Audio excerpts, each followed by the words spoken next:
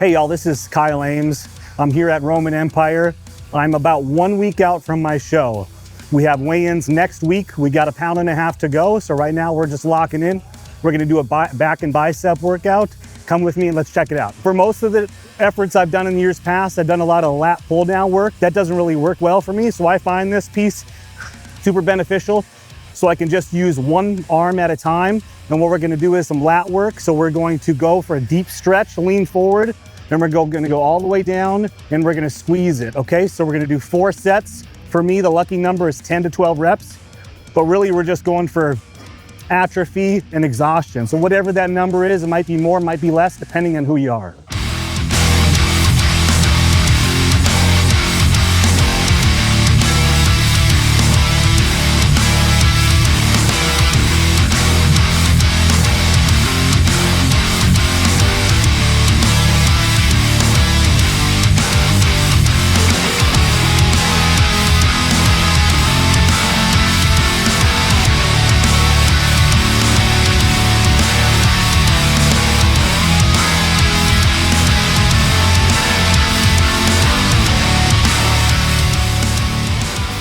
I use this early on. I'm looking for tactile feedback in my midsection. So I'm constantly keeping the core engaged. I'm not bracing, I'm not pushing out. So a lot of feedback from people will end up saying, I'm gonna get stomach distension or something like that. But I find the opposite effect. I've got a pretty small waist, about 28 inches. Right now I'm 200 pounds roughly. I go up to about 230, been as big as 240. And I still got a small stomach, but I use this right here. Every workout, once I get warmed up, it stays for almost all my exercises. And it's just constantly telling myself to just micro vacuums, trying to keep the core engaged. I'm not pushing out. So I do that. That's about an hour workout. What a way to spend an hour just training your core. We're gonna do a variation of a bent over row. One benefit of Roman Empire is all the toys that exist, all the variances that are here, that you can target certain parts of your body. For those that are novice, just working out, I'd encourage you to start with a piece of equipment, master it, become a pro at it. And then as you mature in that knowledge, pick pieces of equipment that execute certain functions that you're trying to do. For example, I don't do well with a lot of compound movements. So deadlifts, squats, that's the kind of stuff that I don't do. But I find these machines and it improves the longevity of me working out. So this piece right here, we're gonna focus on some middle and lower back. So we're gonna get a deep stretch, we're gonna round all the way out, and we're gonna just kind of, as we're going up, we're gonna arch our back and find a point there. What you're gonna notice is I do goofy stuff with my fingers, but it's intentional. I'm using my pointer, my ring finger, my middle finger and my thumb if I'm trying to focus on inner groups, right? And then for this particular exercise, we're gonna load the weight on our pinky and ring finger. And that's gonna allow me to focus more on the outer side of the back, okay? So when you notice me messing around with my fingers, that's what we're doing. We're targeting a minimum of 3 sets, 10 to 12 reps. Right now, we're less focused on getting 4 sets because when you're in a caloric deficit, you're low on carbs, you're trying to just work through that glycogen you got in your body. You're trying to stimulate the muscle, but we're not trying to atrophy it.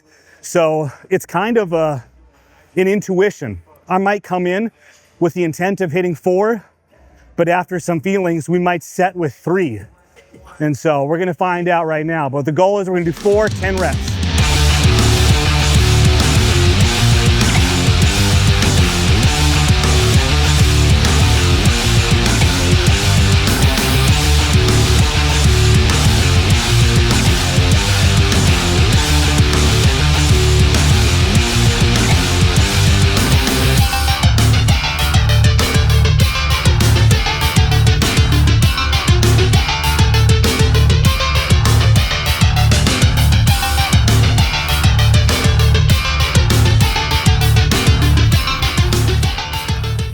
Okay, y'all, we're gonna do another back variation. You're gonna notice on this piece of equipment, we're using some fixed handles versus something that has more flexibility. This is just a preference. What happens is when I'm twisting my wrist, there's gonna be some movement in this that I'm trying to avoid.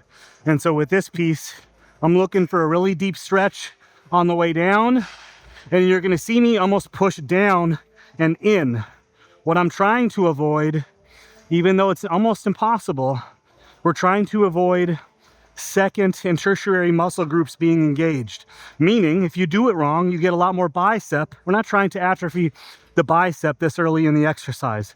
That's towards the back end for me personally. So we're gonna dig and we're gonna push down to engage more back, and then you'll see less movement in that bicep. So when I'm looking at other people working out, either trying to learn something or get a little cringe, that's one of the things I notice is people are engaging their bicep, because it just takes time and experimentation to figure that out. So this could help you with that. All right, no surprise here. We're going with 4 sets, 10 reps. The last one made it to 3 sets and we bitched out. So we got to go hard on this one. We got to commit to the full 4 sets. Let's go.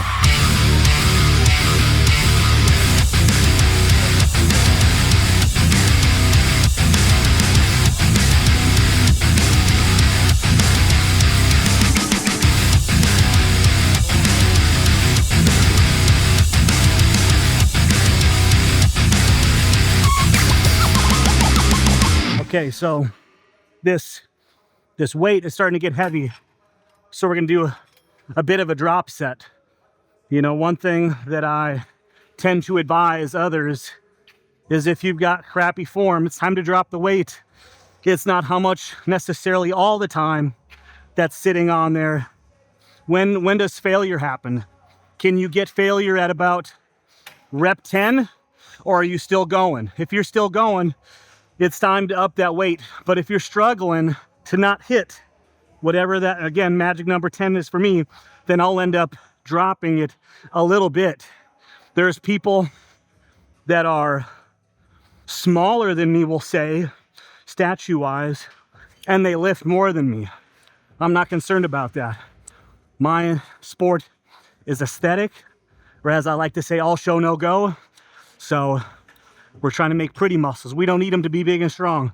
So we're just trying to get that perfect form of engagement as we're working through that, which means having to check the ego, having to drop that weight if it's required. But what I'm not saying is let off the gas. Some days you need to have a big, huge lift, even if it costs you some form, but you got to master form first.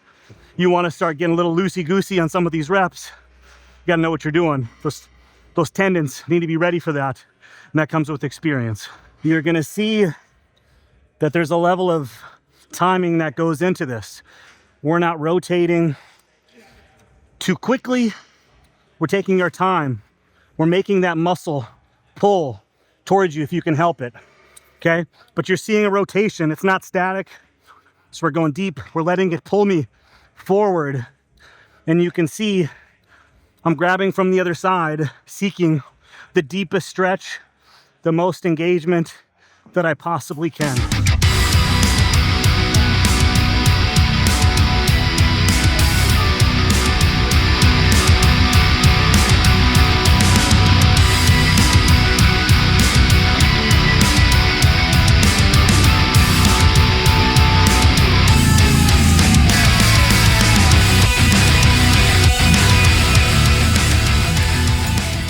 Military man, huh? Yeah, Air Force. Been in the military 18 years. Been in since I was 19. Love it. Best decision I ever made for myself. It gave me a sense of purpose, contributing to something bigger than myself, right? And that's something that once you've experienced, it's hard to replicate that anywhere else.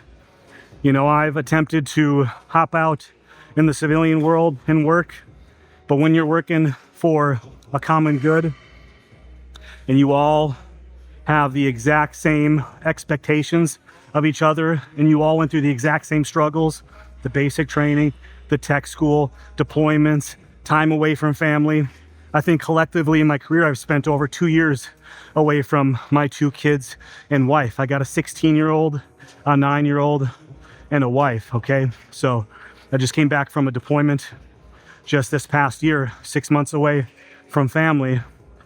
And when you get back to work, you're locking in. Everybody understands what that feels like.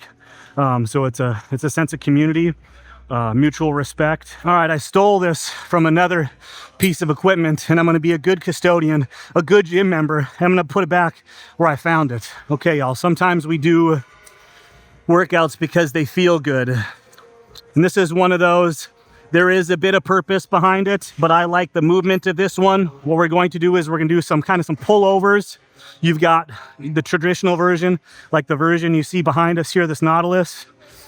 But we're doing a variation of this. And what I'm focused here on is I'm going to push down and come all the way up. I'm gonna let about 3 fingers go, and that stretch is gonna be felt in the pinky and ring finger.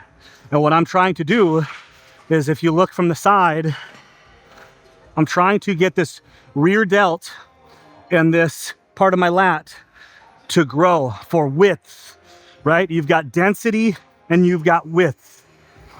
Where I struggle is because I've got such a long torso, I need more width, which we'll see maybe if we take this shirt off. But what we're going to do is we're going to push down and out. And so it's a very technical lift.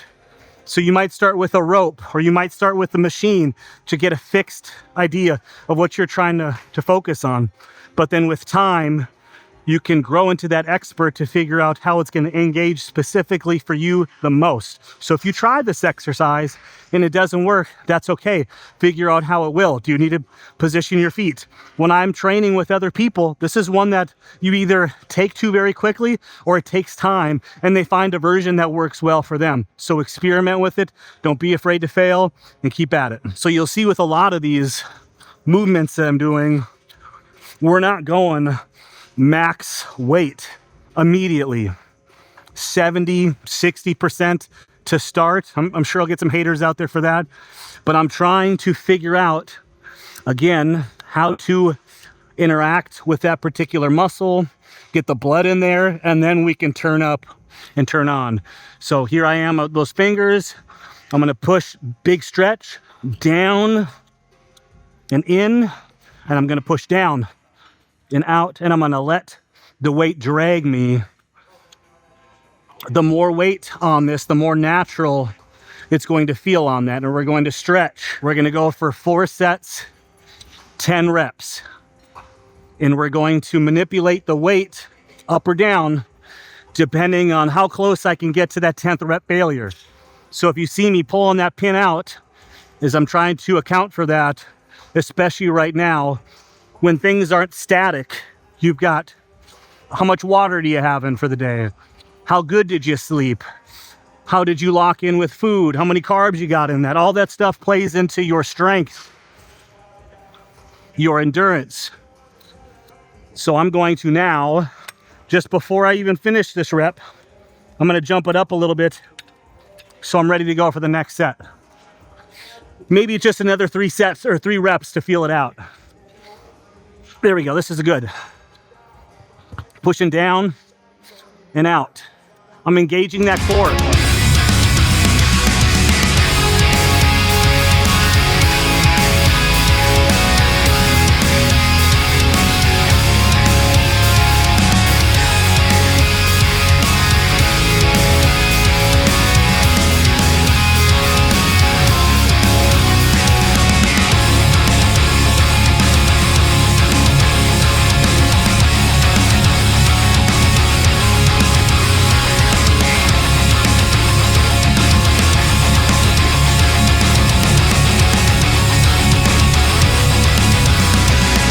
This might be a little bit divisive, but I'm a religious man, and the song I'm posing to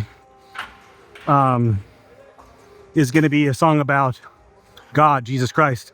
And so right now there's this song that I've been playing, especially when I need to lock in. It's with Kanye West, Sunday service called Hallelujah. And this is a banger right here. My goal was to take the platform of the competition and display God on that stage there.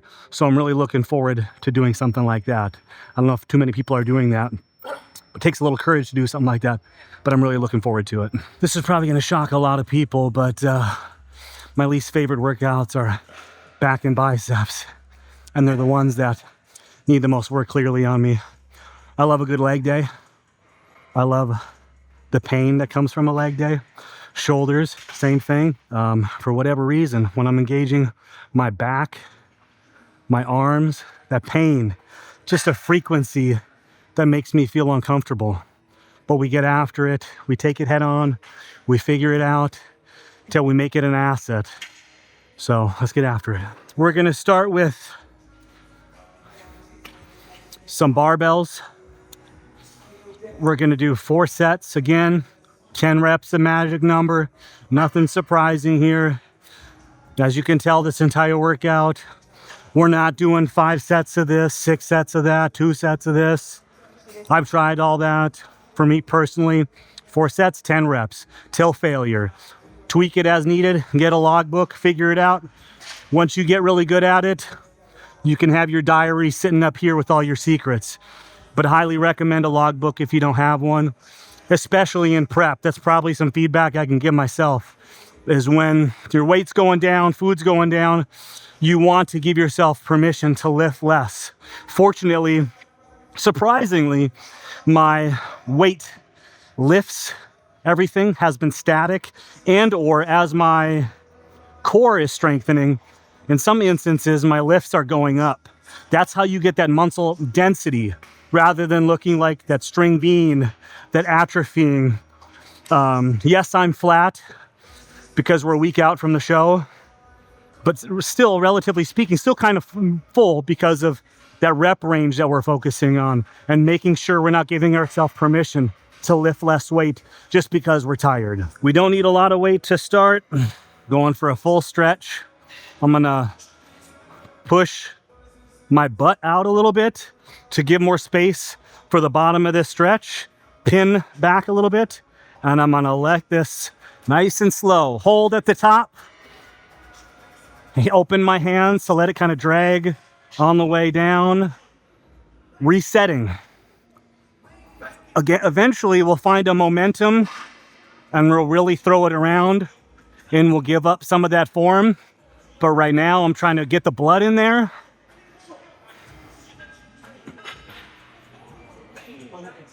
Trying to find that engagement. And then you'll see me get a little goofy with it. I've got these straps on. I have to use straps because my forearm strength, the pumps, they just get so wild sometimes that it's hard to close them in. So that's one of my weaknesses. I almost always have to do workouts with straps. There's a bunch of variations, but at least I'm not wearing gloves.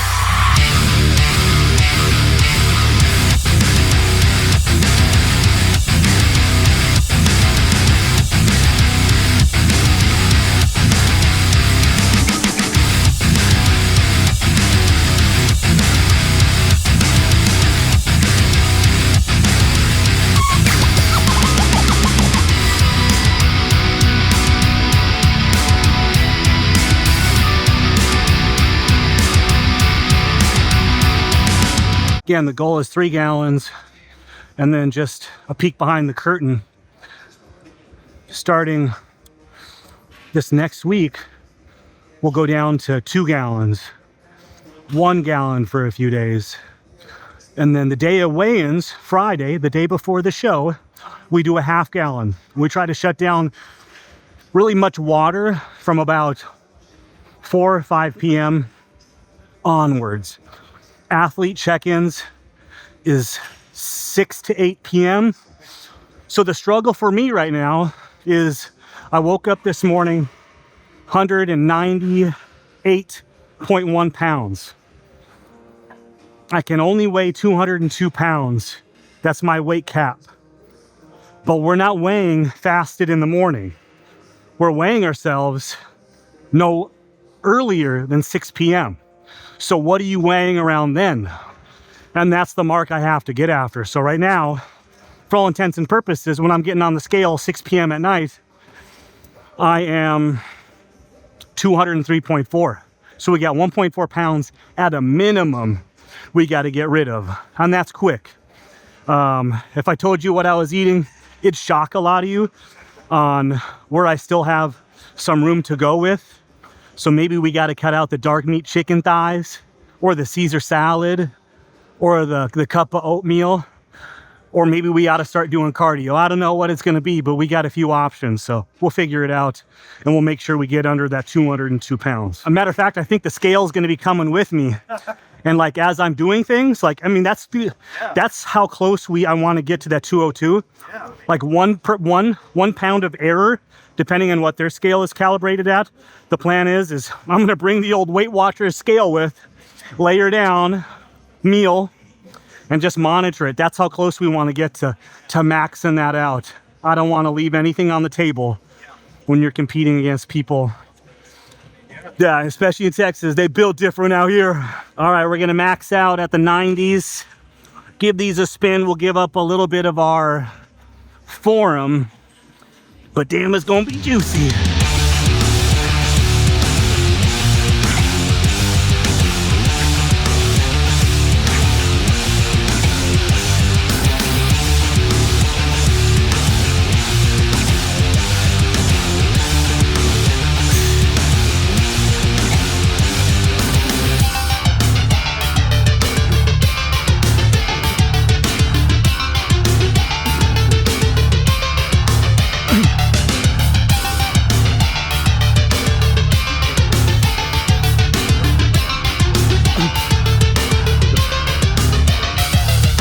All right, if you haven't figured it out, some of my lifts are just goofy. So here's one of those. Again, I've been doing this for a while and trying to figure out what works specifically for you, right? You're gonna find some inspiration from others online, but what are you specifically doing that works for you? Again, I've tried the deadlifts, heavy deadlifts. It just wasn't working for me. Same with squats. Once I got into hack squats, leg press, my legs took off. Here's an exercise where I was more focused on, when it came to arms, doing dumbbell curls, alternating seated dumbbell curls at an angle, all sorts of stuff. Trying to lift heavier. Then my arms were just not keeping up with my legs. So here's an exercise where we're going to take a rope, we're going to put it between our legs here. We're gonna grab at the base of this thing, and we're gonna kind of pull up and do a squeeze. We're gonna kind of rotate our arms, and we're just gonna find that sweet spot of tension on the bicep for the optimal peak. And this is something that has caused my arms to take off. It is goofy, but usually attracts attention, and I'll get people that are trying to learn, they'll come up and ask, what is it you're doing? And it's kind of hard to explain to somebody. I just know that it works for me.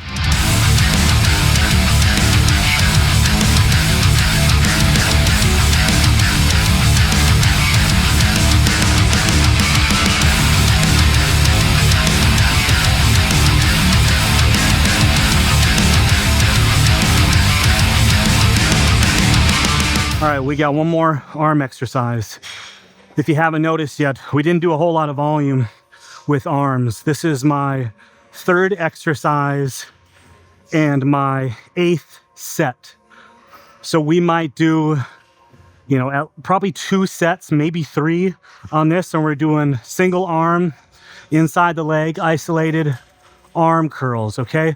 So we're just trying to, again, get some blood in there. We're trying to squeeze and just trying to get a full stretch at the bottom, and then kind of hold at the center and up at the top, okay? So don't do what I'm doing. We got a full gym here, so all the flat benches are taken. We're gonna use the bench press. We're gonna get after it here. So not a lot of weight, right? So we're gonna do probably 30 pounds. We're not gonna do a whole bunch of rocking, and I'll walk you through it. I know this is kind of nuanced, but I'm gonna end up grabbing it as close to the edge as possible. You could grab a neutral stance. You can grab closer to this side. Each one of those arguably works, we'll say the different part of the head of the bicep, depending on how you curl it. So for me, I'm gonna go all the way to the inside. We're gonna twist. We're gonna find out the sweet spot where my shoulder is going to be. I'm gonna pin my elbow into this joint right here, and we're just gonna find and curl. And we're gonna get as many reps as we possibly can. So I'm gonna kind of chest up, engaging my core. We're letting the weight kind of sit in there, and we're gonna let it roll, lift, and hold, okay? We're gonna let it go all the way down. You might see me kind of lift up the leg a little bit, and we're gonna hold.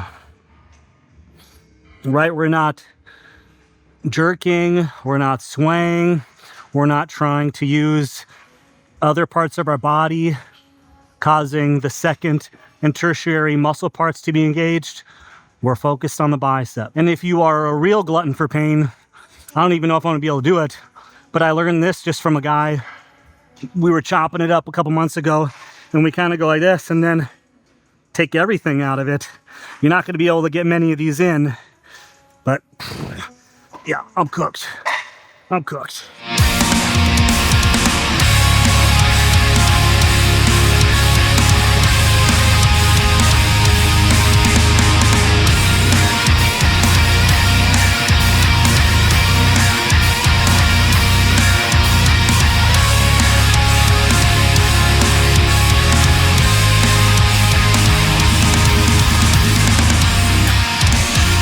All right, that's a day in the life of me doing basically a normal back and bicep workout. I'm doing these exact same lifts, whether I'm bulking or cutting. The only difference here is the food. We're upping food or we're taking food down. So you can apply this at any part of your stage in working out, whether you're a beginner who's just trying to understand some more mechanics, whether you're somebody who's trying to grow right now or somebody to cut. The only thing that makes the difference between that is the amount of food you're taking in. So give this a spin, drop a comment to let us know how it went. Okay, so we're gonna focus on our mandatory poses, right? That's a front relaxed, do some quarter turns, go to the back side, and then we'll come back and then we'll do some mandatories, okay? So we're gonna hit these poses, and I'll kind of walk through the stuff that I've been given feedback on, that I still need to work on, and what other people tend to need to focus on, okay? So we're gonna go front relaxed here, okay? So we're trying to push the outer sweep out, trying to build that X factor. So I'm gonna pull up these trunks just a little bit, providing some of that flare. I'm gonna lift my chest up. Again, I've got a long torso, so the biggest thing that I need to work on is width. But we're going to make a fist right here. We're gonna really just let these set, and we're gonna suck in as much as we can. We're gonna hold, control our breathing. We're gonna get compared to the guy to the left and right of you. And then they're gonna go quarter turn to the right, right? We're gonna, right here, this is where things start to happen. So if you, this guy, you know, you're relaxed and you're pushing your stomach out. We're not trying to do that. So we're trying to keep that thing engaged, right? And we're gonna slam or push our heel into the other piece here, making the perception of a wider hamstring, okay? And then what a lot of people like to say is they'll take a broom and they'll grab it and do this, right? Okay? So for me, my problem is this side doesn't engage as much as the other side, but as I continue to eventually drop some water, some body fat continues to drop, this will start to become more striated. And we're gonna push all of our air out and crunch down on it. So it's gonna, right? And if you can, depending on, again, this, towards the end of the latter stages of your prep is your glutes. You want those to start coming in. And for me, I'm giving up a bit of conditioning for size. So I'm not gonna have as striated as glutes as some others. But for me, there's a certain body fat or a certain, when I get too small, I look too stringy. So I'm gonna have to give some of that up because I believe in Texas, Perfect case is your full and your conditioned, but I'm going to put more of my eggs in the fullness and some in the conditioning. So we're gonna quarter turn to the back, okay? So this, we're going to, again, same thing as what you did in the front, but we're pushing those thighs out. You're gonna take a look at your hamstrings, kind of, what do you got going on back here? Same thing, but you're gonna focus on pushing that chest up. You almost gotta look up a little bit, and you're trying to spread, you're not pinching, right? So that's some of the stuff that people do. So spread those out, chest up.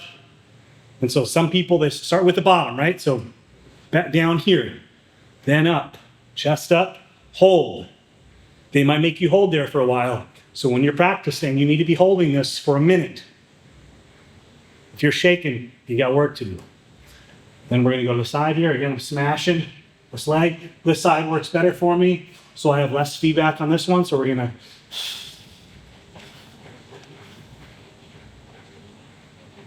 go to the front. If you're starting to gas, you might cover your stomach up a little bit here, allow yourself to breathe. And they're gonna say front double bicep, okay? So we're gonna go up, flaring, pushing down on there. You don't have to flex incredibly hard. You don't need to do any of this. You should be conditioned enough where you're just kind of flexing. Take those pictures head on. For me, one arm tends to be more down than the other, so it looks kind of like this. So you gotta figure out, where do you struggle? Pushing your hips back. Okay, side chest. Pivot, smashing, putting some weight to show all the striations there. Some people like to grab way out here, maybe show some of this off. Grab, push in, chest up, trying to get rid of the space here and here. So none of this. Trying to push down, up. Trying to take up the most space compared to everybody else on stage. So pushing down, chest up. And in between transitions, you might choose to, and then they'll go ab and thighs. For me, what I like to do is show off the sweep. And this has actually become one of my most favorite mandatory poses because I do have a long torso. My abs tend to look best in this pose. So I'm gonna come up, pinch on the side. And if you can, vacuum. I actually cannot vacuum, so that one doesn't work well for me. Okay, and then go to the back for a rear double bicep. This is where you're trying to pinch, trying to get these hamstrings to show up. You're trying to get these glutes to show off a little bit. So depending on your trunks, what shows gets judged. So if you have wider, you're not getting judged as much, right? So pay attention. You see people that end up doing something like this because they want to show that off. That's just that it comes with experience. Okay, we're gonna pinch. We're gonna show off some of the lats we just got worked on. So there's a bunch of blood in there. So I'm losing detail right now because of having just worked it out. I might do some flare here, some classic, and we're gonna come up, trying to flare out that back, chest up. Keep those glutes engaged, the hamstrings, holding, making sure your arms are the right flex down position as possible. I tend to do one of these, so I gotta remember that. We'll come to the front. Favorite classic pose. There's a jillion of these.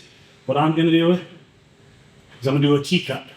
So I'm gonna push down, show off some of this, arm up. Someone else might choose to go into a side chest.